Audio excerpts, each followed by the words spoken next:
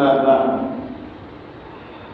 أعوذ بالله من الشيطان الرجيم بسم الله الرحمن الرحيم قل إن كنتم تحبون الله فاتبعوني يحببكم الله ويغفر لكم ذنوبكم والله غفور رحيم صدق الله العظيم قال رسول الله صلى الله عليه وسلم لا يؤمن أحدكم حتى أكون أحب إليه من والده وولده والناس أجمعين وقال رسول الله صلى الله عليه وسلم من أحب سنتي فقد أحبني ومن أحبني كان معي في الجنة أو كما قال عليه الصلاة والتسليم. محترم بزرگوں، عزیز ساتھیوں، رمضان المبارک کا قیمتی مہینہ چل رہا ہے اور آج 9واں روزہ بھی ہے، یعنی کہ پہلا عشرہ مکمل ہونے کے قریب ہے۔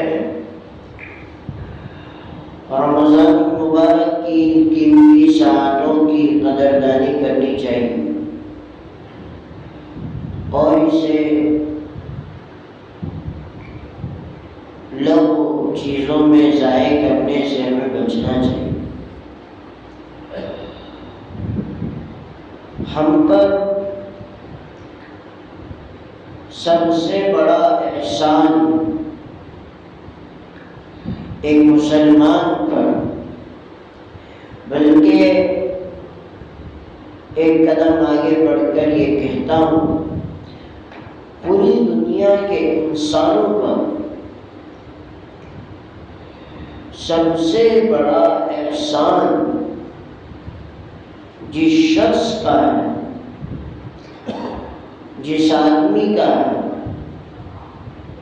وہ ہے نبی کریم صلی اللہ علیہ وسلم کی ذات کا۔ نبی علیہ الصلاۃ والتسلیم کا ہم پر سب سے بڑا احسان ہے، اور جو محسن ہوتا ہے، یعنی کہ جو احسان کرنے والا ہوتا ہے، تو اور جو جس پر احسان کیا جاتا ہے، تو جس شخص پر احسان کیا گیا اس کے لیے ضروری ہے کہ وہ محسن اپنے محسن کی، یعنی اپنے اوپر احسان کرنے والے کی قدر کرے، اس کی عظمت کو اپنے دل میں جگا دے اور اس نے جو چیزیں بتلائی ہیں اس پر عمل کرے۔ کوئی ہمیں کھانا کھلا دیتا ہے، کوئی پانی پلا دیتا ہے، یا کوئی کچھ معمولی احسان کر دیتا ہے تو ہم اس کا احسان نہیں بھولتے۔ ضرورت کے موقع پر کسی نے ہمیں پیسے دیے، کسی نے ہماری ضرورت کے موقع پر ہماری مدد کی، تو ہم اس کا احسان نہیں بھولتے۔ زندگی بھر ہم اس کا احسان یاد رکھتے ہیں کہ فلاں وقت میں اس نے ہماری مدد کی تھی، فلاں وقت میں اس نے ہمیں پیسے دیے تھے۔ لیکن جس آدمی کا ہم پر سب سے بڑا احسان ہے، ہم نے اس کے احسان کو فراموش کر دیا، ہم اس کے احسان کو بھول گئے۔ ہمیں چاہیے کہ ہم نبی کریم صلی اللہ علیہ وسلم کی محبت کو اپنے دلوں میں جگا دیں.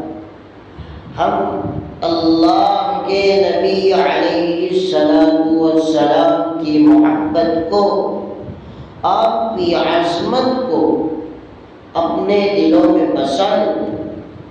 محبت صرف اس کا نام نہیں ہے کہ ہم صرف دعوے کرتے پھریں اور ہم یہ جتلاتے پھریں کہ ہم نبی کریم صلی اللہ علیہ وسلم سے محبت کرتے ہیں، ہمیں نبی سے عشق ہے.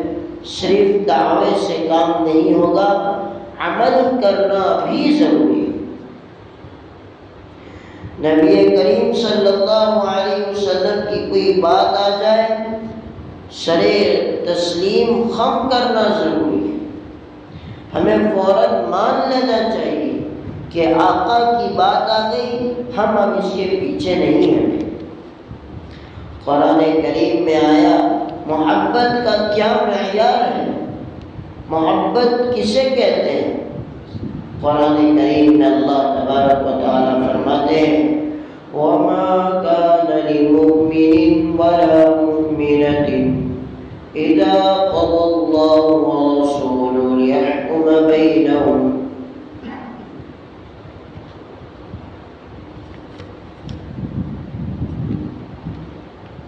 کہ اللہ تبارک و تعالی اور اللہ کے رسول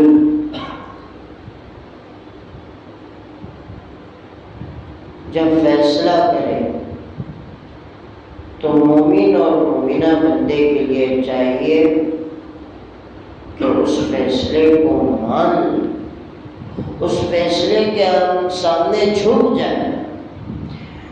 جب کوئی حکم دے اللہ اور اس کے رسول، فوراً ہمیں مان لینا چاہیے، فوراً ہمیں اس کے سامنے سر جھکا لینا چاہیے. یہ ہے محبت کا معیار اور یہ ہے حقیقی محبت کہ جب اللہ کا اور رسول صلی اللہ علیہ وسلم کا کوئی حکم آئے ہم فوراً مان لیں. یہ ہے محبت، یہ ہے اتباع. چوں چرا نہ کرے، کیوں کدھر نہ کرے، ہم فوراً اس بات کو مان لیں. ہمیں نبی کریم صلی اللہ علیہ وسلم کی محبت کو اپنے دلوں میں جگہ دینا ہے. اس کی وجہ سے کیا ہو، کیا فائدے ہیں.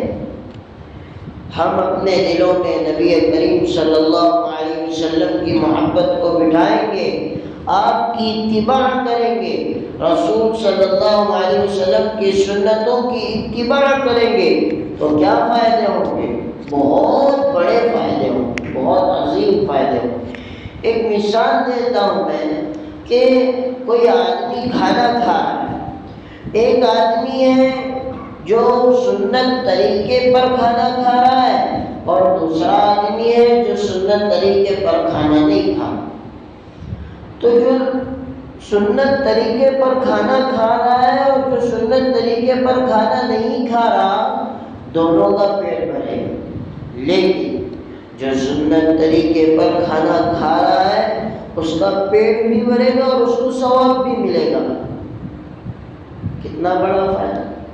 لیکن جو سنت طریقے پر کھانا نہیں کھا رہا اس کا پیٹ تو بھرے گا لیکن ثواب نہیں ملے گا سنت کا. تو سنتوں کی اتباع کرنی ہے اور یہی محبت کا معیار ہے اور یہی محبت ہے کہ ہم اگر آپ علیہ السلام کی محبت کے دعوے دار ہیں، ہم کہتے ہیں کہ ہم نبی کے عاشق ہیں، ہم نبی کے محبت ہمارے دلوں میں ہے، تو اس کا سب سے بڑا تقاضا یہ ہے کہ ہم نبی کریم صلی اللہ علیہ وسلم کی اتباع کریں. کیا فائدے ہوں گے دوستوں؟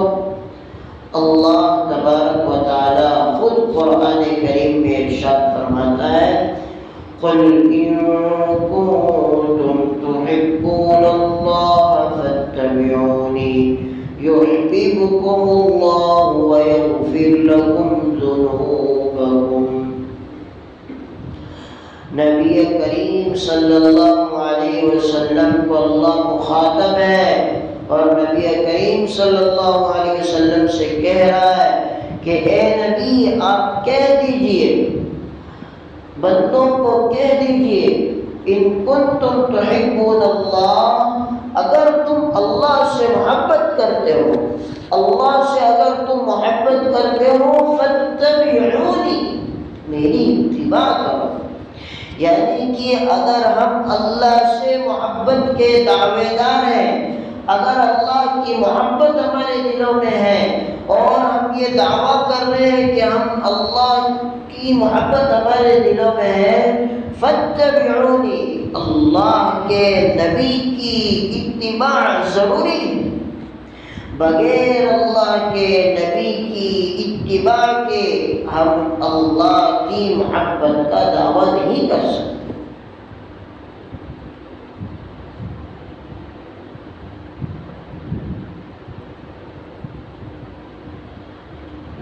اگر ہم نے اللہ کے نبی کی اتباع کی، اللہ کے نبی کی سنتوں کو دل سے لگایا، اس پر عمل کیا، تو کیا فائدہ ہوگا دوستوں؟ دو بڑے فائدے۔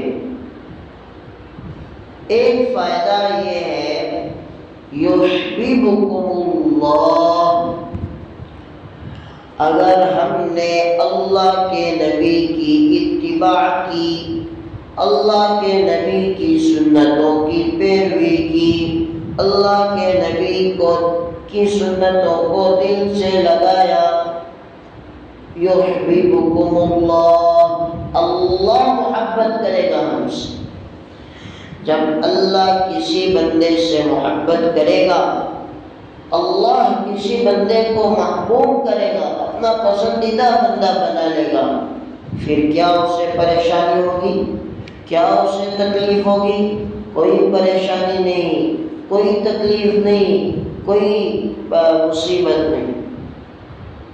اگر ہم اللہ کے محبت کے دعوے دار ہیں، ہمیں چاہیے کہ ہم اتباع کریں اللہ کے نبی کی، اللہ کے نبی کی پیروی کریں، اللہ کے نبی کی سنتوں کو اپنائیں۔ کیا فائدہ ہوگا؟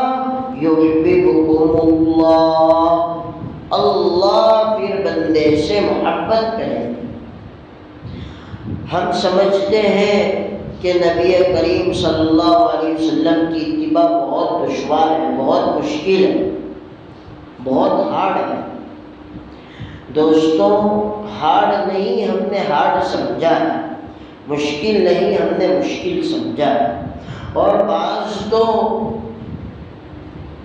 لوگ تو وہ ہوتے ہیں جو نبی کریم صلی اللہ علیہ وسلم کی سنتوں کا مذاق تک اڑاتے ہیں، ٹھٹا اڑاتے ہیں اور کہتے ہیں کہ یہ تو 1400 سال پرانی سنتیں ہیں اور باتیں ہیں، ان ھذا الا اساطیر الاولین، ہم تو نئے ماڈرن کے لوگ ہیں اور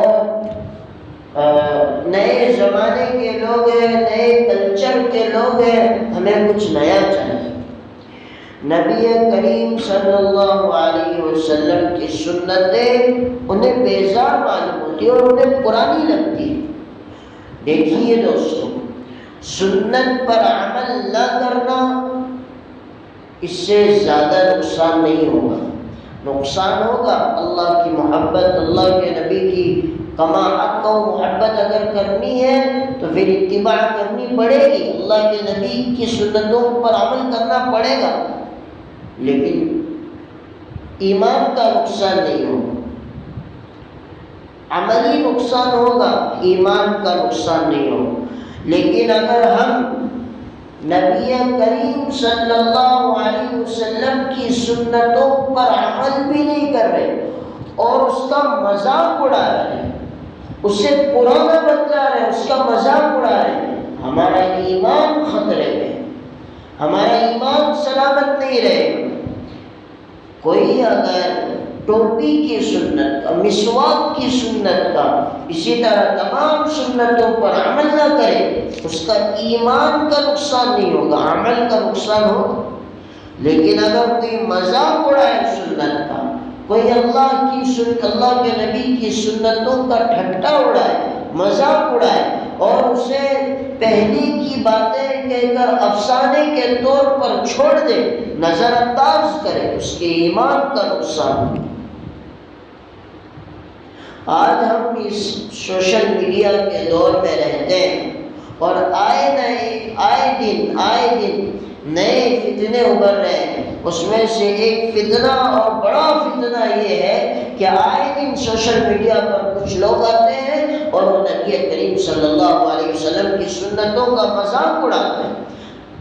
اور عجیب بات، ایک بات آگے میں کہتا ہوں دوستوں، ہم نے کوئی ویڈیو دیکھ لیا سنت کے مذاق کا، دھیان سے سنیے، ہم نے کوئی ویڈیو دیکھ لیا سنت کی مذاق کا جس میں سنت کا مذاق اڑایا جا رہا ہے، قرآن کا مذاق اڑایا جا رہا ہے، ایمان کا مذاق اڑایا جا رہا ہے، مسلمانوں کا مذاق اڑایا جا رہا ہے، سنتوں کا مذاق اڑایا جا رہا ہے، اور ہم نے اس پر لائک کیا، ہم نے اسے شیئر کیا۔ وہ دکھایا جاتا ہے مذاق کے لیے اور ہنسانے کے لیے، لیکن ہم نے اس پر شیئر کیا، ہم فوراً اسی وقت اسلام سے نکل گئے۔ کیوں؟ ہم نے انہیں اپریشیٹ کیا، ہم نے ان کی حوصلہ افزائی کی، یعنی کہ ہم نے اسے لائک کر کر ہم یہ ثابت کر رہے ہیں کہ جس طرح تم نے مذاق اڑایا ہم بھی تمہارے ساتھ مذاق اڑانے میں شریک ہیں۔ بڑی سوچنے کی چیز ہے۔ آج ہم ریل وغیرہ دیکھتے ہیں یوٹیوب پر، انسٹاگرام پر، ایک کے بعد ایک ریل ایسے آتے ہیں دوستوں جس میں اسلام کا مذاق اڑایا جاتا ہے، قرآن کا مذاق اڑایا جاتا ہے، نبی کی ذات کا مذاق اڑایا جاتا ہے، اور ہم اسے لائک کرتے ہیں اس لیے کہ ہمیں وہ لگتا ہے کہ یہ تو ایسی ہنسانے کے لیے ہے یہ چیزیں جی، اور ہم اسے لائک کرتے ہیں۔ بڑی خطرناک چیز ہے، بڑی خطرناک چیز۔ یہ جو حدیث پاک میں مضمون آیا ہے کہ قیامت کے قریب ایسے دن آئیں گے کہ بندہ صبح مسلمان ہوگا لیکن شام کافر ہوگا، اور شام کو مسلمان ہوگا اور صبح کافر ہوگا۔ علماء نے ایک توجیہ یہ بھی لکھی ہے کہ بندہ یوں موبائل دیکھتا رہے، بندہ یوں موبائل، شام میں مسلمان ہے لیکن رات سوتے وقت اس نے موبائل دیکھ لیا اور موبائل میں کچھ ایسی چیزیں ریل وغیرہ دیکھ لی جس سے اس کا جو مسلمانوں کا اور اسلام کا اور قرآن اور سنت کا جس میں مذاق اڑایا جا رہا ہے اور ہم اسے لائک کر رہے ہیں، یعنی کہ ہم نے اپنے اسلام کو خطرے میں ڈال دیا۔ بڑا اہم مسئلہ ہے، اس لیے ہمیں سمجھنا چاہیے۔ تو میں عرض کر رہا تھا کہ اللہ کے نبی کی سنتوں کی محبت اگر ہم اپنے دلوں میں ڈالیں گے اور اس پر اتباع کریں گے، اللہ کیا نوازے گا؟ پہلا فائدہ تو یہ ہے یحببکم اللہ، اللہ بندے سے محبت کرے گا، اور دوسرا فائدہ دوستو وَيَغْفِرْ لَكُمْ ذُنُوبَكُمْ، اللہ ہمارے گناہوں کو معاف کر دے گا۔ اللہ محبت بھی کریں گے، اللہ گناہوں کو معاف بھی کریں گے۔ اب اللہ نے جس بندے کی اتباع کا ہمیں حکم دیا، نبی کریم صلی اللہ علیہ وسلم، آپ علیہ السلام ایسے کامل شخص ہے جن کی تعلیمات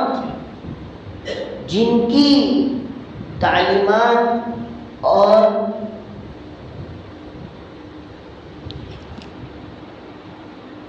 جن کی تعلیمات ہر فیلڈ میں موجود ہے۔ ایسا کوئی شعبہ، ایسا کوئی فیلڈ آپ نہیں دکھا سکتے جس میں حضور اکرم صلی اللہ علیہ وسلم کی تعلیمات موجود نہ ہو۔ ہر فیلڈ میں اللہ کے نبی کی تعلیمات، خواہ وہ عبادت کے لائن سے ہو کہ ہمیں نماز کیسی پڑھنی چاہیے، روزہ کیسا رکھنا چاہیے، عبادت سے تعلق رکھتا ہو، خواہ وہ معاملات سے تعلق رکھتا ہو، آپسی لین دین سے، تجارت سے، زراعت سے، خواہ وہ معاشرت سے تعلق رکھتا ہو کہ اگر آپ ایک شوہر ہیں تو شوہر کس طرح، ہم شوہر ہیں یا ہم باپ ہیں یا ہم بھائی ہیں یا ہم کسی کے بھائی ہیں، تو پھر اللہ کے نبی نے وہ تعلیمات بھی ہمیں دی کہ اگر ہم بھائی ہیں تو ہم اپنی بہن کے ساتھ کس طرح رہیں، ہم اپنے باپ کے ساتھ کس طرح رہیں، ہم اپنے بیٹے کے ساتھ کس طرح رہیں۔ یہ تمام کی تمام تعلیمات موجود ہیں۔ لَقَدْ كَانَ لَكُمْ فِي رَسُولِ اللَّهِ أُسْوَةٌ حَسَنَةٌ، کہ اللہ کے نبی تمہارے لیے ایک بہترین نمونہ ہے، بہترین آئیڈیل ہے۔ آپ اللہ کے نبی کی اتباع کریے، آپ کو فلاح اور کامرانی اور کامیابی نصیب ہوگی، دنیا میں بھی اور آخرت میں، دنیا میں بھی کامیابی۔ نبی کریم صلی اللہ علیہ وسلم کی ایک ایک سنتوں کا، معمولی سنتوں کا آج سائنس ریسرچ کرتی ہے اور معمولی ایک ایک سنتوں کا بڑے بڑے فوائد نکالتی ہے۔